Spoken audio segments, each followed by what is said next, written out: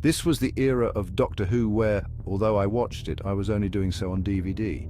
I had relinquished my TV license because frankly I refused to pay for one episode a week over 13 weeks of one show. It just wasn't worth it anymore, so I wasn't as invested in the series as I used to be. The storylines convoluted, to say the least. The show was even poaching ideas, like from the Big Finish audio The Game, where the Doctor meets someone out of sequence. I'd watch, but I was slowly drifting away from the show I used to love. Welcome to the Snake Pit, where we're full of bile and venom. I'm your host, Snake Demon, and today we're diving into something I find difficult to pick, the absolute worst story from Matt Smith's era. And considering I couldn't stand the companions until Clara came along, yes, I said it, this task becomes even more painful. But for now, let's just say I'll be leaving the title of Worst Story in Matt Smith's era blank, as I can't stomach the thought of a rewatch anytime soon. Why? Well, let's explore the horrors of Smith's tenure that made me almost nostalgic for the Bad Tenant episodes. For now, let's turn our attention to the widely considered worst episodes from Matt Smith's era. Nightmare in Silver. You'd think Neil Gaiman, the man who gave us the Doctor's Wife, would have done justice to the Cybermen. But no, this episode is a muddled mess.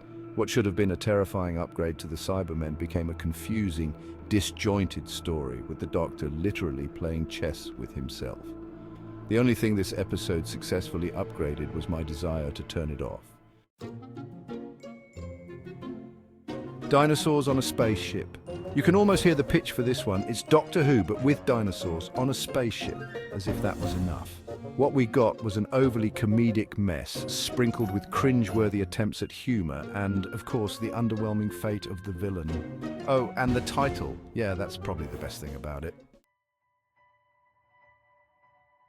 The Doctor, the Widow and the Wardrobe. If you're thinking the Lion, the Witch and the Wardrobe, but with time travel, well, lower those expectations immediately. This Christmas special managed to sap the joy out of the holiday, turning it into a sappy, overly sentimental mess that didn't even have the decency to make sense. The magical forest, sure, but the real crime was how forgettable this episode was. No Christmas miracle here, just a sugar-coated yawn fest. Curse of the Black Spot, pirates, a cursed crew, and the Doctor. How do you mess that up? Simple add-ins, some flat dialogue, weak CGI, and an ending that makes you wonder why you even bothered watching it in the first place. The Black Spot wasn't the only thing cursed. The whole episode seemed to be. And let's not even talk about the mystical reveal of the medical AI hologram. You know, because Star Trek Voyager did that ages ago, way better. And this isn't the only time they'll mess up this concept.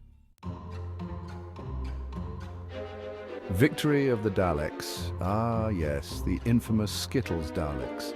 When I first saw the redesigned, brightly coloured Daleks, I thought maybe I'd accidentally switched to a cartoon. In what was supposed to be a glorious return of the Doctor's most iconic enemies, the episode gave us barely any tension and a bunch of Daleks that looked more like collectible action figures than a galactic menace. And the less said about the cringe-worthy progenitor device, the better. It was more of a defeat of the Daleks. The Hungry Earth Cold Blood, a two-parter that brought back the Silurians, a classic enemy of the Doctor. You'd expect tension stakes and the thrill of humans versus lizard people, but what we got was a sluggish narrative weighed down by preachy moralizing and underdeveloped characters. The Silurians themselves were given an unbelievable redesign, but the story didn't match up, leaving us with a lot of standing around, talking, and a forced attempt at tragedy that just didn't land. Now, I know what you're thinking. How did the show get to this point? It's almost like they handed out scripts to see who could come up with the worst possible premise. So when someone suggests a rewatch of the Smith era, I'm going to have to pass.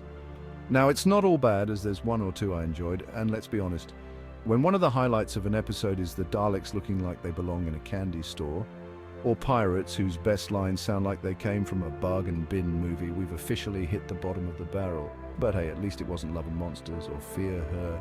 Small victories. I'm Snake Demon, and this has been The Snake Pit. Don't forget to subscribe, hit that bell, like the video, and leave your opinions in the comments where, naturally, I won't read them.